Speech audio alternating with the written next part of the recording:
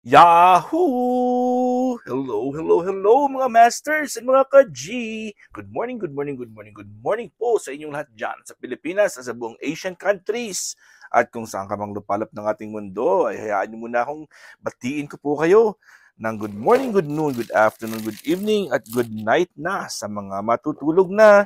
At syempre, sa mga libre po dyan, hihingin ko muna ang inyong 15 minutes at 12 lang pala. Para sa ating All About G, The Green Girly, Cutie Patuti Iguana Daily Vlogs. Ngayon po ay araw ng Miyerkules, Wednesday. At syempre kakatapos na po natin ng ating 6th Bikulitan Premier Marathon. At syempre, congratulations ko muna yung ating tatlong magigiting na mga hosts. Ang ating unang host ay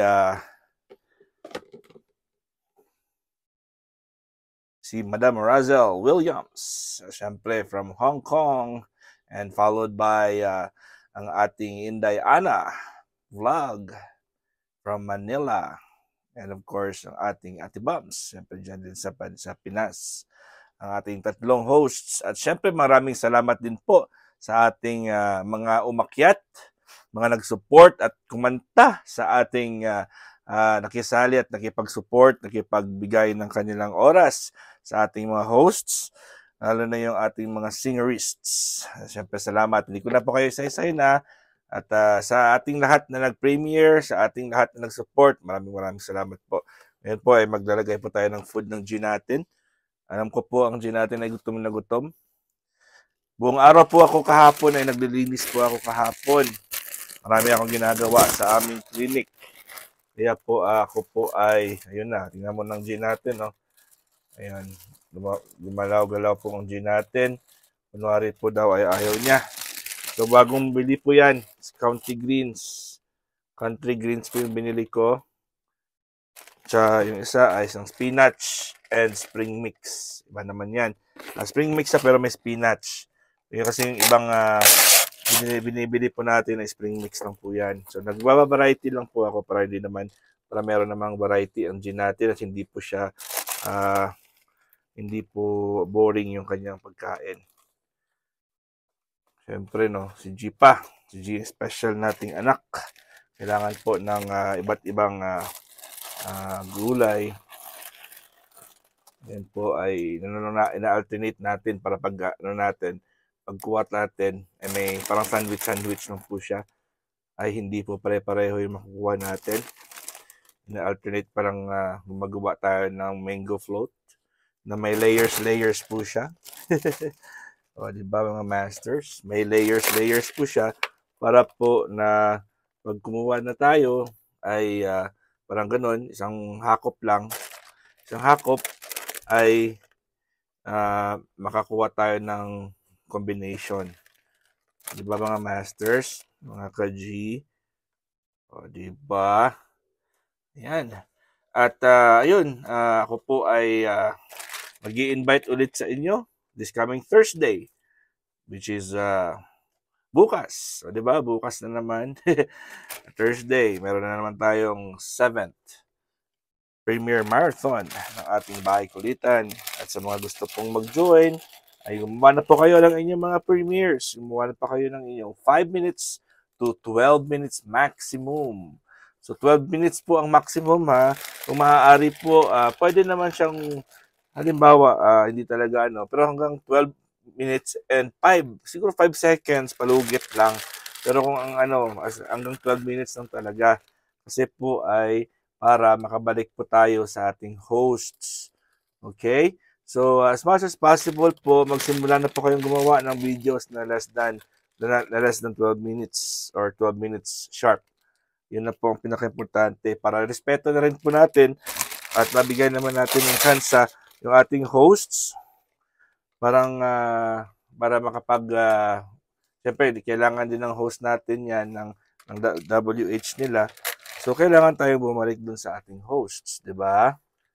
O, di ba? Ito na po yung kanyang guaranteed freshness na lalagyanan na linagay natin dyan para sa ating G, the Green Girly Cutie Patuti Iguana. At Lalagyan lang natin ito ng paper towel sa taas. Yan, para ma-absorb lang po ang kanyang moisture. O, diba? At nakalimutan natin lagyan yung sa pinakababa niya. Sige lang. 2 araw, 3 araw lang naman ito. Or 3 araw lang ito mga masters. Grabe na ngayon yung ating G pag kumain. So, nag-range na po si G natin ng at least 4 to 6 na feedings a day. Kaya malapit niyang, madali niya pong maubos yung kanyang food. Pero okay lang kasi po ay healthy naman ang G. So, hindi na tayo naghihinayang sa pagkain na linalagay natin. Ano po, busin na lang natin to, yung greens niya kasi ubos naman, no. Yan, wala na. Nalipat na natin doon. At sa spring mix niya po ay ano pa, 1/3 pa siguro yung 1/3, yeah, may 1/3 pa. Yan mga masters, mga ka-G. At si G natin ay kitang-kita niya na may pagkain siya. Pagkain na yan, aatake na po yung G natin. Gutom na rin po yan. Ano? Ano yun, baby? Nahulog yung kanyang letter G. Nahulog na naman ang kanyang letter G. Natamaan ang kanyang buntot. Kunin na natin yan. Wala pa. Ayaw niya pang kumain na sinusubuan. Alright. So, dyan na muna ang G natin. Bibidyohan lang natin at habang po ay ibabalik ko lang sa refrigerator ang pagkain. Anyways, mga masters, mga ka-G, remind ko lang po kayo ng inyong apple cider vinegar with the mother. And 2 kutsara po yan. Kasama pong 1 kutsara na raw organic honey na ilalagay po yan. Imimix po yan sa isang kutsarita na warm water. So I hope po ay nasusundan niyo po yan kasi malaki po talaga ang maitutulong yan sa ating kalusugan. Ba mga masters, mga ka-G, kailangan talaga ay healthy. Kailangan po talaga ay maganda ang ating digestive system. Kaya isa po yan sa ating suggestion para po ay maging healthy ang ating immune system. So ngayon po ay bibigyan na natin ng kiwi ang G natin. Medyo matagal-tagal din po. Maubos yung binili nating kiwi. Kaya napilitan po akong ilagay sa refrigerator. Dahil po ay masisira po siya pag hindi po siya nilagay sa refrigerator. Kaya yung kiwi na nasira, yun ang ginawa ko pong nagko-culture po ako. Gumagawa po ako ng fruit fly. Kasi pinupuntahan po sila ng fruit fly. Kaya ang ginawa ko, yung mga hinog na, super ripe na, overripe na po ng mga kiwi, ay nilagay ko sa loob ng dating lalagyanan ng ating banded, Texas banded, gecko. So doon ko linagay. And then, effective siya kasi mapupuntahan siya ng fruit fly. Ginawa ko ay sasaraduhan ko po ang bigla na natatrap yung fruit fly at nag-harvest po ako doon sa loob. Kaya very effective po siya na hindi na ako bumibili ng fruit flies. Diba? Ako na mismo ang nagtatawag, ng fruit flies. Ito na po ang kanyang natin, kiwi. So, dito tayo magsa-slice ng kiwi. Hinog na ata ang kiwi ni G natin. Hinog na, oh. Pero okay pa siya. Hindi pa siya sira. Hinog na hinog. Hopefully, maganda yung hinog kasi hindi maasim. Yun, ganun lang ginagawa ko para tsaka isa-slice na yan mamaya. O, diba? Sino na ba nakakain sa inyo ng kiwi, mga masters, mga ka-G? Nakasubok na ba kayo ng kiwi? Ako ay nagmamadali rin kasi kailangan ko babalik ng clinic. Kasi po ay ako ay hindi pa tapos sa aking general cleaning doon. May work kami kaya na-late po ano, may dineliver kasi sila na reception table doon sa amin, desk. Ayun, gutom na gutom ang G natin, no? Ayan, hindi na makahintay. Ito na po yung ating kiwi.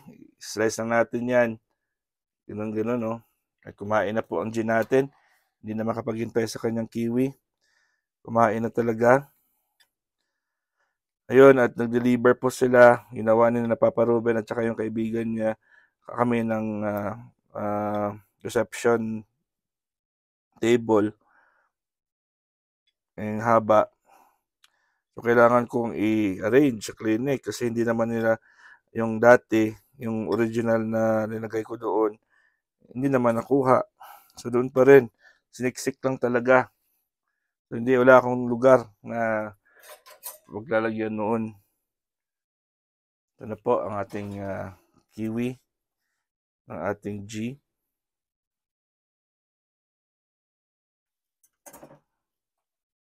Ito po ang kiwi ng G natin. No? Ayun. Siyempre yung G natin. Subukan natin papuntahin si G sa kanyang kiwi. Kasi alam ko paborito niya po yung kiwi. Ayan mga masters, mga ka-G. Okay lang ba kayo dyan? Siyempre maraming salamat po lahat sa inyong love and support. Sa inyong solid na love and support. Kay Master Worm and of course sa ating G, the Green Girly Kitty Patuti Iguana Daily Vlogs. And kita-kits tayo bukas. Mga masters, mga ka-G. Kain muna ng kiwi ang ating anak. Yan, at syempre, hindi niyo maano yan kasi maano yan. Kukutsarahin natin, tinidor natin si G. Yan. Alright, God is great. Yahoo!